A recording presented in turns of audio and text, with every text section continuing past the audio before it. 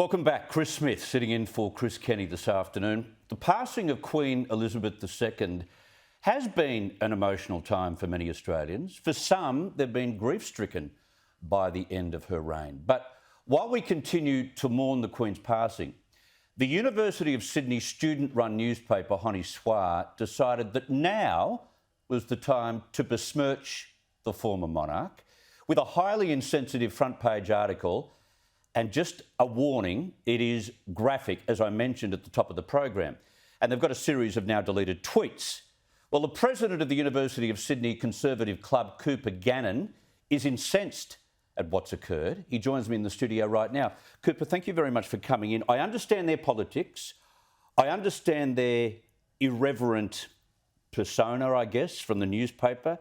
But this is way over the top, isn't it? Absolutely right, Chris. I mean, it's disgusting to think that this is the lowest among the low journalism, and yet they can go even lower when it comes to the Queen.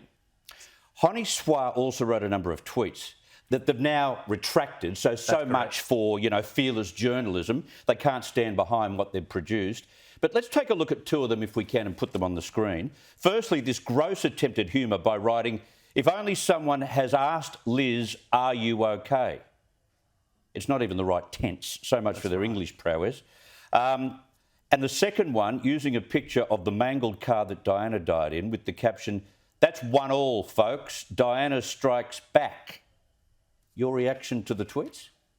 It's nothing short of abhorrent. I'm disgusted. Really, the double standard of the left on campus to be able to come out at student elections and claim that they are the champions of mental health, that they are the champions of freedom of speech, and yet come out with such violent insults to the Queen's legacy. I mean, to put the picture of Diana's car wreck, it's disgusting. And as students, we're shocked, but we're not surprised because this is the regular pattern of the left wing on campus at Sydney University. And it's not as if we live in a bubble anymore. We are a worldwide communication hub. What happens in Australia online goes to every part of the world, including to family members of Elizabeth II. That's right. And this is a son looking at the dead corpse of his own mother put on the front page of a student paper. And Chris, I'm concerned that when a first-year student or a Year 12 student who's looking to join the University of Sydney or trying his options for university comes to campus and sees that printed on the front page of the student papers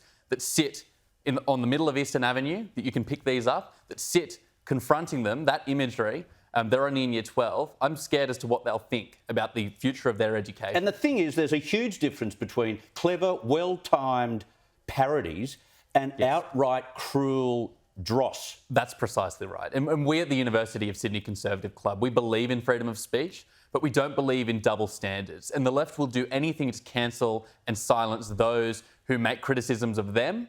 But when it comes to their own criticisms, they have no boundaries. They can break any rule and they can step on any line. Yeah, well said. We'll continue to out them when we get the opportunity. Cooper Gannon, thank you very much for your time. Thank you, Chris.